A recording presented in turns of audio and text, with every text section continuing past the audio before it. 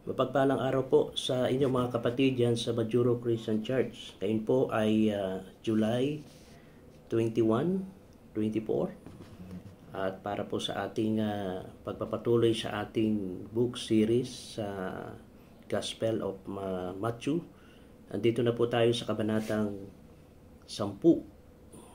Okay? At ang kabanatang 10 po ay may tema po hinggil sa ang mga ambasador ng hari.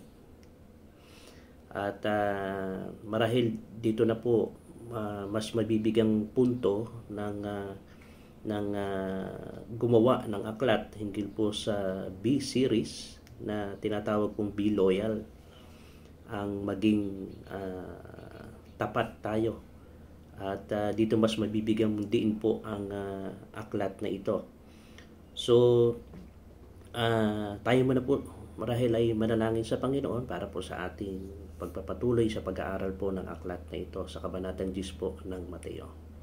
Panginoon, salamat po sa araw na ito na ibinigay muli sa amin ang pagkakataon upang sa pamagitan po, Panginoon, ng video na ito ay makasama ko muli ang mga kapatid po sa Majuro Christian Church sa pagpapatuloy po ng aming pag-aaral.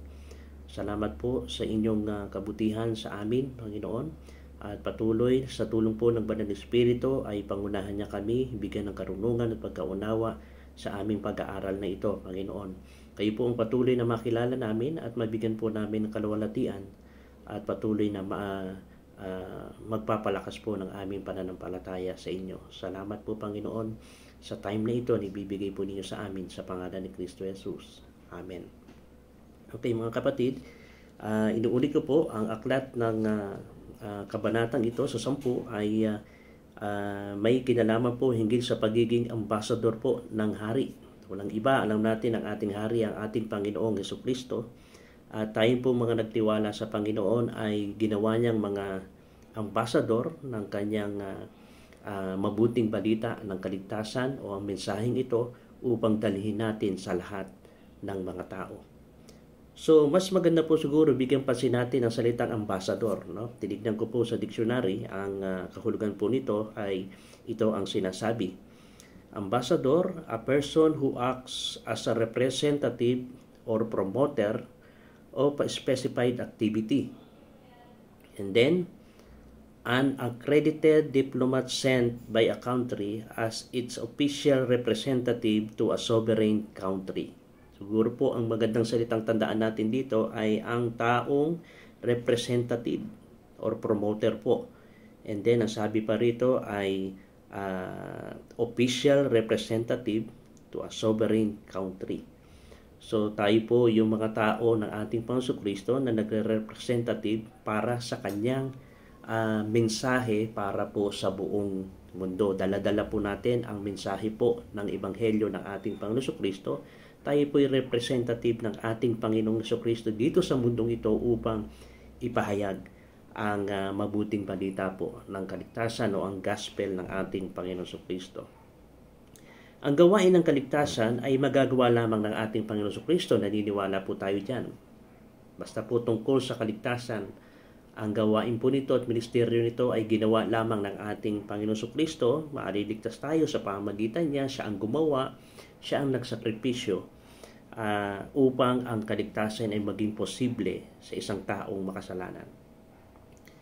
At ginawa niya ito mag-isa. Ngunit ang patotoo ng kaligtasan ito o mensahe ng kaligtasan ito ay makakamit lamang ng kanyang mga tao na mga nagtiwala at naligtas. Okay? Sa kanyang mga iniligtas, dito ipinagkatiwala ang mensahe po ng kaligtasan ito. Only Jesus accomplished salvation, but the testimony accomplished by His people. So, siya ang gumawa ng kaligtasan. So, tayong mga tao niya, tayong mga iniligtas niya, nakaranas po ng biyaya ng kaligtasan sa ating Panginoong Kristo, ang gagamitin niya upang ang mensaheng ito ay maikalat sa lahat ng mga tao. Ang hari ay nangangailangan ng mga embahador sa mensahe at kailangan pa rin niya sila. Okay? Sabi nga ni Isaias, Propeta Isaias, Kabanatang 6 sa talatang 8, sino ang aking ipadadala at sino ang pupunta para sa atin. Okay? So, walang iba kundi ang gagamitin ng Panginoon ay tayong mga nakatanggap at nakaranas po ng kaligtasang ibinigay ng ating Panginoon. Hindi sapat na manalangin tayo para sa mga manggagawa. Malinaw yan sinabi sa Mateo 9:36-38 na sinabi ng Panginoon, dumalangin tayo na magpadala ang Panginoon ng manggagawa. Maganda pong hangarin po yun na nagpe-pray tayo ng mga worker, ng mga embahador ng Panginoon upang gawin ang gawain ng Panginoon at lalo't higit sa pamagitan po ng pagpapahayag ng Ebanghelyo ng ating Panginoon Jesucristo. Pero dapat din natin ihanda ang ating sarili upang maglingkod sa Kanya. Baka minsan dalangin tayo ng dalangin, hingi tayo ng hingi sa Panginoon ng manggagawa upang gawin ang paglilingkod sa Panginoon. Pero minsan, tignan din po natin ang ating mga sarili. Baka tayo ang gusto ng Panginoon na maglingkod at gumawa ng gawain ito. Marami pong ganyan ng mga pangyayari. Hindi lamang po tayo dapat manalangin, kundi dapat tumapak din tayo sa paglilingkod na idinadalangin natin sa ating Panginoon. Okay? Bago ipadala ni Jesus ang kanyang mga embahador upang magministeryo, na ipinangaral niya ang isang sermon ng ordinasyon upang hikayatin at ihanda sila. No? Itinuro ng Panginoon. At sa sermon na ito ay may sasabihin ng hari na isa sa lahat ng kanyang mga lingkod na nakaraan, kasalukuyan at hinaharap. So magbibigay ang Panginoon sa kabanatang 10 na ito ng mensahe bago niya isugo ang kanyang mga embahador, ang kanyang mga lingkod sa iba't ibang lugar. So magbibigay siya ng mensahe o pangangaral hinggil sa kanyang mga tagapaglingkod noong nakaraan, kasalukuyan at sa hinaharap. Maliban kung kinikilala natin ang katotohanan ito, ang mensahe ng kabanatang ito ay tila walang pag-asa na nakalilito. Kaya dapat sana maunawaan natin kung ano yung mensahe ng Panginoon sa kanyang mga tagapaglingkod. Kaya magbibigay siya ng mga tagubilin para sa nakaraang mga apostol na makikita natin ano yung tagubilin ng Panginoon dahil itong mga apostol na ito ang una na mga naging embahador niya. And then magbibigay siya ng paalala rin at tagubilin sa mga kasalukuyang tagapaglingkod niya and then sa mga hinaharap na tagapaglingkod niya.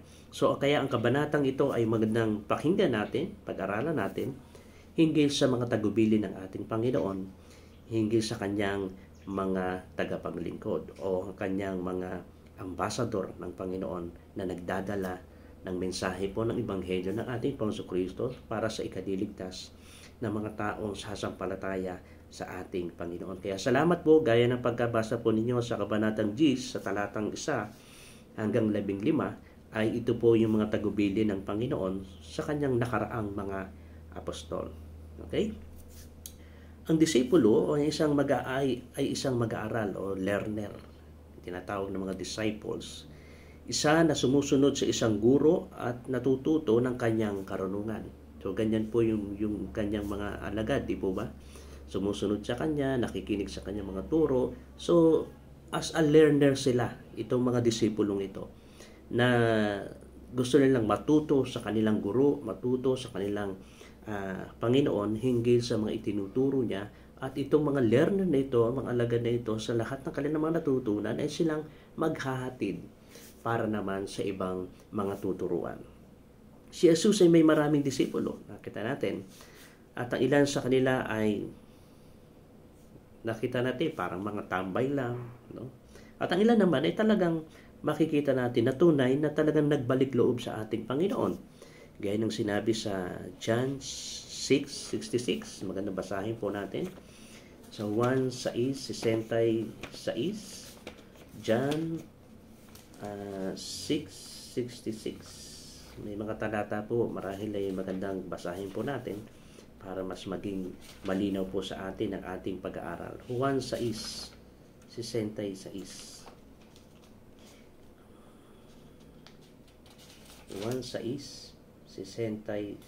Ito po ang sabi po ng Biblia. Dahil dito ay marami sa kanyang mga alagad ang nagsisitalikod at hindi na nagsisama sa kanya. So, alam natin sa pagmiministeryo ng Panginoon, talagang napakarami mga sumusunod sa Kanya, no? At hindi naman natin sinasabi na lahat na ito ay talagang nagbalik loob sa ating Panginoon. Marami rin mga nakikita habang tumatagal ay tumatalikod sa ating Panginoon. Pero salamat sa Panginoon sapagkat may mga tinatawag sa Biblia na mga sumunod sa Kanya, tagapaglikod, na talagang nagbalik loob at talagang makikita natin ang tunay na pagsisisi sa kanilang mga kasalanang nagawa at sila ay sumunod sa ating Panginoon. Okay? And then, mula sa malaking grupong ito ng mga tagasunod niya, pumili ang ating Panginoong Sus ng mas maliit na grupo. Kaya nga po, merong 12 lalaki, no? At ang mga ito ay tinawag niyang mga apostol. Itong 12. Sa Greek word, ito ay tinatawag na apostelo, na means magpadala ng isang komisyon. Ginamit ito ng mga Grego para sa mga personal na kinatawan ng hari, mga embahador na gumagawa sa otoridad ng hari. Kaya itong 12 ito na pinili ng Panginoon mula sa malaking grupo ay tinawag niyang mga apostol dahil siya ang mga kinatawan ng ating Panginoon Kristo upang gawin ng may authority ang nais ng ating Panginoong Kristo. Kaya sa pagpapagaan ng mga sugo ng hari na nasa panganib po ng isang pagsuway. Ibig sabihin po, kung ikaw ay naatasan bilang isang ambassador, no, ng kahit kapanahunan ng Panginoon sa ginagawa ng mga Grego, ay napakaseryosong trabaho po ito sapagkat kung ito ay gagawin natin na parang magaan at hindi tayo seryoso, ay nasa malaking pagsuway po tayo laban sa ating hari, no? So ganun din po ang mga apostol na ito. Kaya dapat ay bigyang seryoso natin. Ito isang seryosong bagay na paglingkod at ito ay isang bagay na dapat ay hindi dahil iwalang bahala natin, kundi bilang isang ambassador ay gagawa tayo, kikilos tayo sa pamamagitan ng authority na ibinibigay sa atin ng ating Panginoon upang gawin ang trabaho na iniatang niya sa atin. So huwag tayong masupungan na bilang isang sumusuway, no, sa trabahong ibinigay sa atin bilang isang ambassador ng ating hari o ng ating Panginoon. So kung titingnan natin ay hindi po isang simpleng bagay ang pagiging isang ambassador. Okay, ito ay isang mabigat at seryosong trabaho na ibinibigay ng mga hari. Kailangan maabot ng isang lalaki ang ilang mga kwalifikasyon upang maging apostol ng ating Panginoon Kristo. So meron po siyang 12 na pinili na apostol. Pero makikita po natin dito ang mga katangian bago katawagin bilang isang apostol sa time ng ating Panginoon. Halimbawa po sa 1 Corinthians 9:1. Basahin po din natin. 1 Corinthians 9:1 upang makita natin ang mga katangian po ng apostol ng ating Panginoon Kristo. 1 Corinthians 9:1. Ang sabi ng 1 Corinthians 9:1, isa sa makikita natin katangian ng isang piniling apostol ng ating Panginoon Kristo. 1 Corinthians 9:1. Ito po ang sabi, hindi baga ako'y malaya, hindi baga ako'y apostol, hindi ko baga nakita si Jesus na Panginoon natin, hindi baga kayo'y gawa ko sa Panginoon. Ibig sabihin po, ang isa sa katangian dito na malinaw ng pagiging isang apostol ay ang tiyak na nakita niya ang muling nabuhay na Panginoong Jesucristo. Nakita po niya personal ang ating Panginoon mula sa kanyang pagkabuhay na maguli, no? Yan ang kauna-unahang katangian po ng isang pagiging isang apostol. Nakita mo ang Panginoon Kristo na buhay na maguli as personal. Okay? Ang isa pa sa Gawa 1:21-22. Gawa 1 sa Gawa 1:21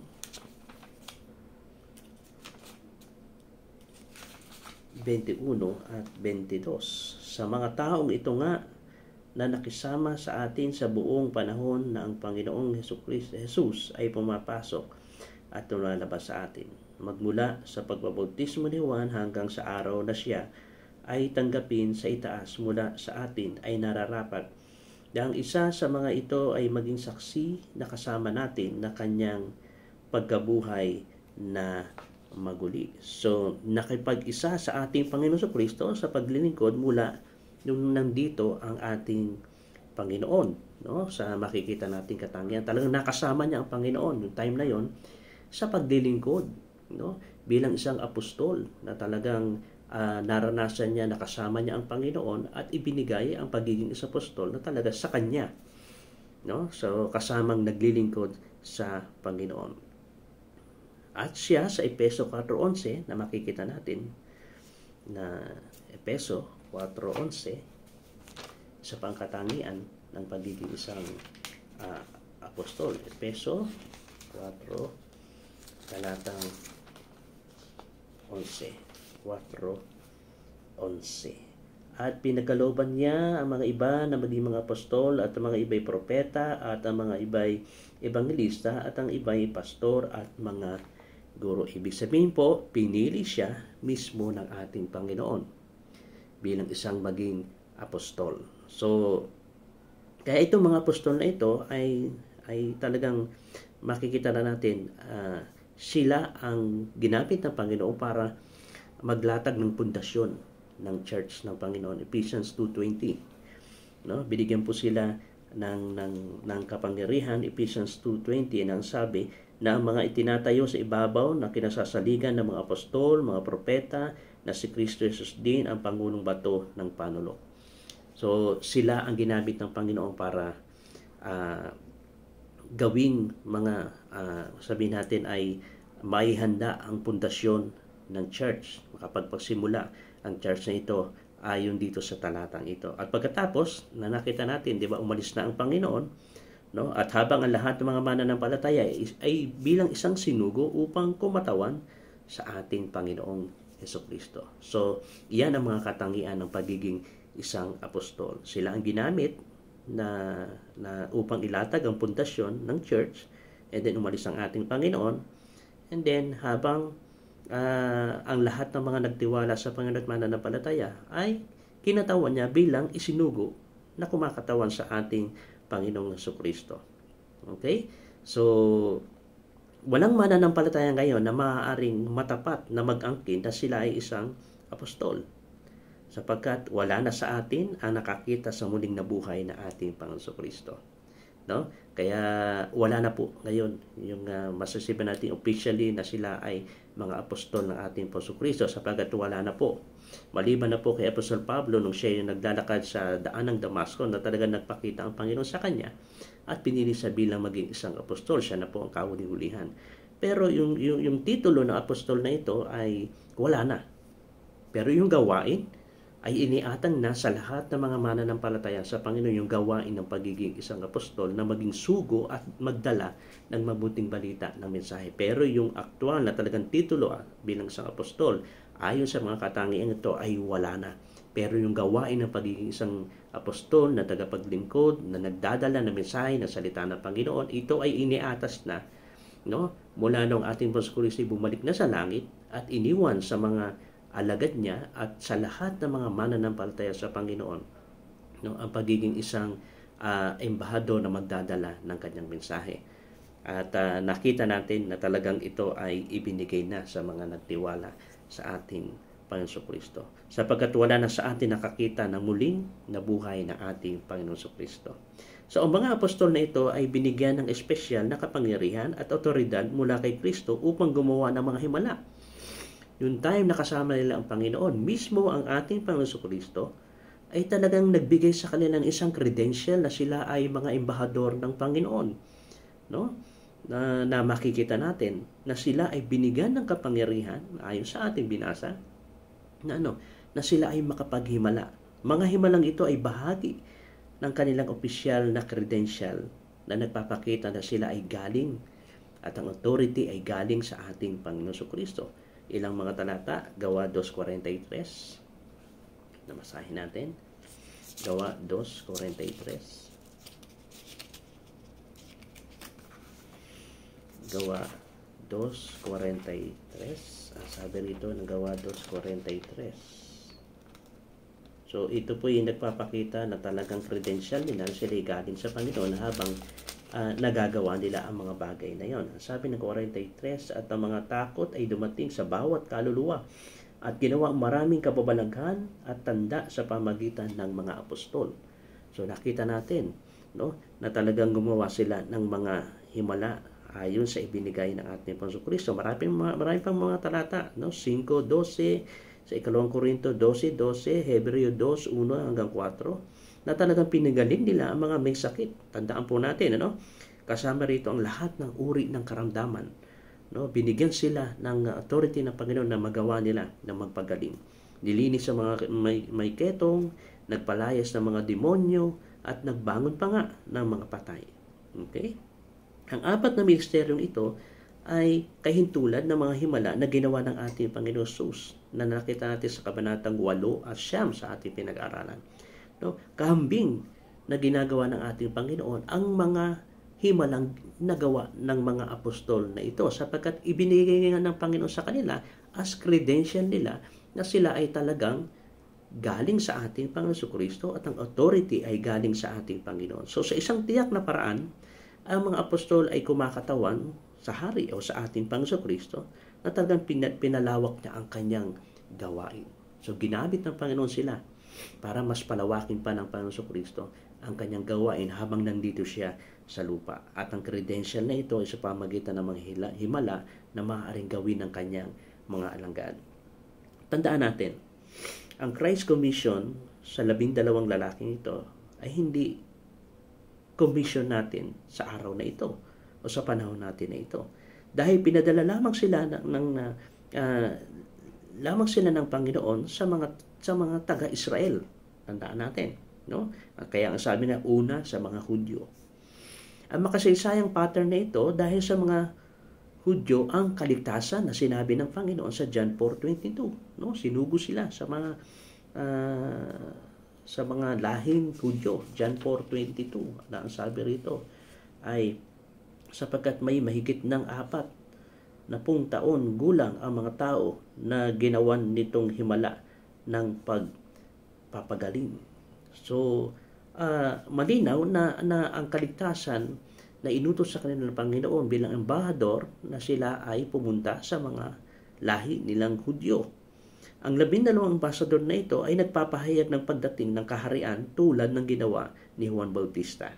Same ng komisyon na ito ng mga apostol, gayon din ni Juan Bautista, no?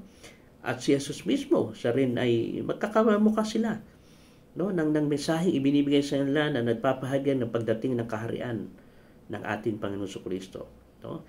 Itong mga alagad, gayon din si Juan Bautista, gayon din ang ating Panginoong Jesus, na malinaw sa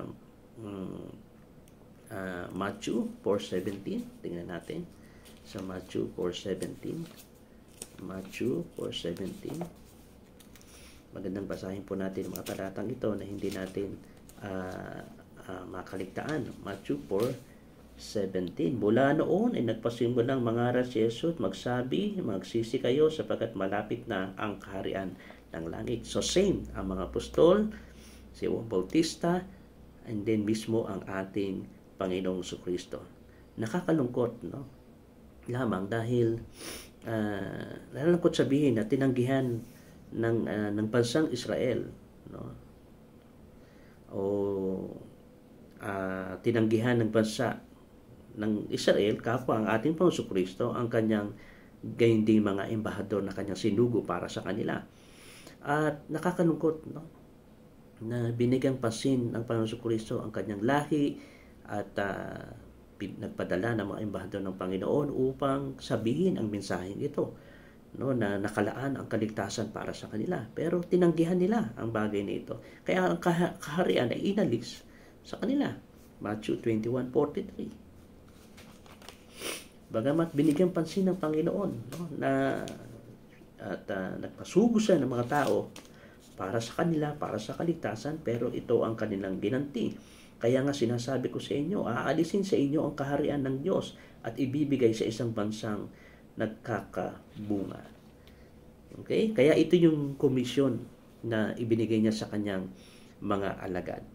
Pero hindi nila tinanggap Kaya sabi na Panginoon, aalis sa inyong kaharian at ibibigay doon sa mga nagbubunga. Okay? Ang mga apostol ay umaasa sa mapagpatuloy ng iba ang habang sila ay naglilingkod sa bawat bayan. Noong mga panahon iyon ay ang pagtanggi ng isang bayan sa isang panauhin ay isang paglabag sa etiketa. Tandaan natin. No? At ito ay isang malaking kawalan po ng pag-asa at hindi maganda na kapag may sinugo ang embahador, ang hari na isang embahador upang sabihin ang mensahe and then hindi natin tinanggap, ito po hindi isang magandang ugali na ginagawa sa kapanahon nila. Gayunpaman, ang mga embahador ay dapat manatili lamang sa mga karapat-dapat at mga nagtiwala kay Kristo at tumanggap sa kanyang mensahe ng kapayapaan at kapatawaran. Ang mga apostol ay hindi dapat makipagkompromiso kung ang isang bayan ay tumanggi sa kanilang mga salita. Sila ay babalaan at sila ay aalis. No? Kaya nga sabi ng Panginoon, kung ayaw nila kayong pakinggan, ipagpag ninyo, no? Yung alikabok sa inyong mga paa. At ito isang gawa ng paghatol para sa kanila. Acts 13:51. No? Yung mga ayaw tumanggap sa inyo, pagpag nyo lang yung alikabok sa inyong mga paa, iwanan nyo sila, sapagkat ito ay isang gawa ng paghatol para sa kanila. Hindi natin alam kung gaano katagal ang kampanya ng Ebanghelyo na itong ibinigay ng Panginoon. Si Jesus mismo ay lumabas upang mangaral at kalaunan ay bumalik ang mga apostol sa kanya at ibinalita ang nangyari. And then sinabi sa atin ni San Marcos sa 6:7 na ipinadala na ni Jesus sa mga lalaki ng dalawahan. No, may mga pangyayaring ganyan, no? Ibinukod niya ng dalaw-dalawa ang kanyang mga lingkod upang maghatid pa rin ng mensahe. Na nagpapaliwanag kung bakit ang kanilang mga pangalan ay nakalista ng magkapares sa mga talatang 2 hanggang 4. At sinabi sa atin sa Apokalipsis 21:14 na ang mga pangalan ng mga apostol ay malalagay sa mga pundasyon na makalangit na mga pader. At ang pangalan ni Judas, siyempre, ay papalitan, di ba? Nung nagkanulo itong si Judas at pinalitan ng pangalang Matias, Acts 1:26. Bakit maaari tayong matuto mula sa mga espiritual na alituntunin sa talatang ito, hindi natin dapat ilapat na mga tagubiling ito sa ating buhay sa ngayon. Kasama sa utos ng Panginoon sa atin, ang buong mundo. Okay? Nung sinabi niya ang Great Commission, hindi lamang sa bansang Israel na ipinangaral namin ang Ebanghelyo ng biyaya ng Diyos, Acts 20:24. Ang mensahe natin ay namatay si Kristo para sa ating mga kasalanan at hindi ang kaharian ng langit ay malapit na. Yun lamang ang pagkakaiba. Dumating na ang hari. Siya ay nagdusa. Siya ay namatay at nabuhay mula sa mga patay. Ngayon ay inaalay niya ang kanyang kaligtasan sa lahat ng mga nagtitiwala sa kanya. Okay? Kaya nasabi po natin ang komisyon ng mga alagad na ito ay hindi natin komisyon sa time natin. Sapagkat ang komisyon nila ay pumunta sa mga kapwa lahi nila Hudyo upang ipangaral na ang kaharian ng Diyos ay malapit na. Pero sa ngayon, dahil nakita natin na tinanggihan ng bansang Israel ang mensaheng ito na mula sa ating Panginoon sa pamagitan ng mga apostol na ginamit niya upang ihatid na ang kaharian ng Diyos ay malapit na. Ngunit tinanggihan nila ang bagay na ito. Kaya ang sabi ng Panginoon, aalisin sa inyo ang kaharian na ito at ibibigay doon sa mga nagbubunga. Kaya nabuksan ang mabuting balita ng kaligtasan mula sa ating hari, sa ating Panginoong Kristo na hindi labang sa mga Israel, kundi kahit sa mga hindi kalahi nito. Kaya nabuksan ang pinto upang dalhin ang mabuting balita sa Great Commission na ibinigay ng Panginoon para sa atin, na dalhin ang Ebanghelyo ng mabuting balita ng kaligtasan. Okay? Nabuksan ito para sa lahat ng mga magtitiwala sa ating Panginoon. Kaya isang magandang paglalapat dito ay na makikita natin mula sa mga apostol ay yung napakataas na tawag na pagiging isang sugo o embahador, no? Na nakita natin na seryosong trabaho ang bagay na ito. Seryosong mensahe ang daladala ng mga apostol na ito. Pero hindi natin sagot, no? Hindi natin sagot kung ano man ang magiging reaksyon ng mga taong pagdadalhan natin ng mensahe ng ating Panginoon na siya ay naparito, no, sa atin bilang mga taong makasalanan at binayaran ng ating kasalanan at binuksan ang pinto ng kapatawaran at magkaroon tayo ng pagsisisi sa ating mga kasalanan at bigyan niya tayo ng buhay na walang hanggan sa pamamagitan ng ating pananampalataya sa ating Panginoon Kristo. Pero napakataas, no, ng pagtawag sa pagiging isang sugo o embahador ng ating dakilang hari. Walang iba kundi ang ating Panginoon Kristo. Dahil sugo sila ng ating Panginoon, sugo sila ng hari. Kaya ang tanong para sa atin ngayon ay, gaano natin pinahalagahan ang pagiging isang sugo natin? No? Ibinigay ng Panginoon sa atin ang pagkakataon upang makapaglingkod sa Kanya bilang sugo niya, embahador niya, nadala natin ang mensahe ng Ebanghelyo ng ating Panginoon Kristo at tayo ay hahayo. Gaya po na nakita natin, hindi po masama na mag-pray tayo ng mga manggagawa ng Panginoon sa Kanyang ubasan. Pero minsan po ay tingnan natin ang ating sarili, tingnan natin ang ating mga paligid. Baka ang ninanais ng Panginoon, ikaw ang tumayo at ikaw ang maging mensahero ng Panginoon para sabihin ang mabuting balita ng kaligtasan. No? Ito po ay komisyon na makikita pa natin sa susunod na ating pag-aaral ng mga tagubilin ng Panginoon, hindi lamang sa mga apostol, no? Iba po yung sa mga taga-apostol na ito, no? Na may pagkakaiba dahil hindi na natin maaaring sabihin na tayo mga apostol dahil nakita natin ang Panginoon. Hindi na po mangyayari yun. At hindi na rin po kinakailangan pa natin gumawa tayo ng mga himala, magpagaling ng mga may karamdaman, magpaalis ng mga demonyo, sapagkat ito po ay isang espesyal na credential na ibinigay sa mga apostol na ito na pinili ng ating Panginoon. No, hindi na po natin kailangan yon. Kung tayo po ay nakatanggap ng mensahe ng mabuting balita ng kaligtasan at nakaranas tayo ng pagpapatawad at naranasan natin ang tunay na pagsisisi at binigyan tayo ng kapangakuan ng buhay na walang hanggan dahil sa ating pananampalataya na ipinagkaloob ng Panginoon sa atin, ay isa na tayo sa mga sinugo ng Panginoon. Isa tayo sa maaaring gawin bilang isang tagapaglingkod na dalhin ang mabuting balita ng kaligtasan para sa lahat ng mga tao na magkaroon sila ng buhay na pag-asa para sa Kanya. Ang tanong, gaano mo ito seryosong ginagawa?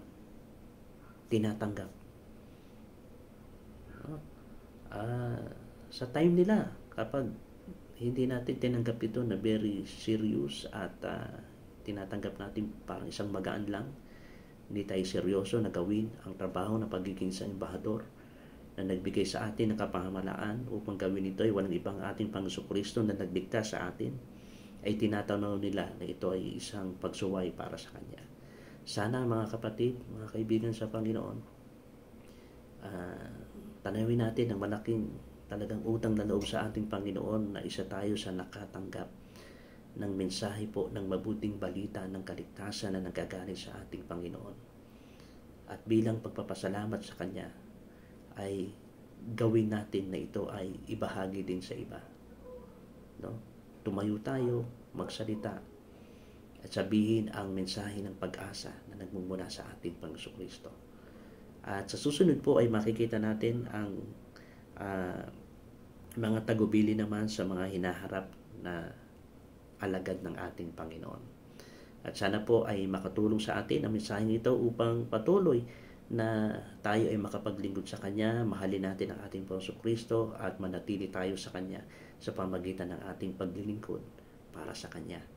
At tayo po ay manalangin sa Panginoon sa pagwawakas. Panginoon, salamat po sa muling mensahe na ibinigay mo sa amin. Salamat po sa mataas na pagtawag po ninyo sa amin, Panginoon, kahit iba po at espesyal na pagtawag ng pagiging apostol na naranasan po ng 12 alagad po ninyo. Pero salamat po dahil binuksan mo ang pagkakataon upang kami makapaglingkod sa inyo at dalhin ang mensahe po ng Ebanghelyo ng aming Panginoong Kristo sa kaligtasan po ng mga taong makasalanan na magtitiwala sa inyo. Sana po ay gamitin mo kami bilang isang tagapaglingkod at sugo mo, Panginoon, na seryosong dadalhin ang trabahong ito alang-alang sa amin, Panginoong Kristo. Pagpalain po ninyo bawat isa at patuloy na kayong mag-iingat po sa Majuro Christian Church at naway palaguin mo at palakasin mo ang aming pananampalataya at masumpungan mo kami bilang isang lingkod mo na sumusunod bilang isang sugo mo, Panginoon, embahador, lalo na po dito sa lugarin po ng Marshall Island. Papuri po at pasasalamat ibinibigay po namin sa inyo sa matamis sa pangalan ni Kristo Jesus. Amen.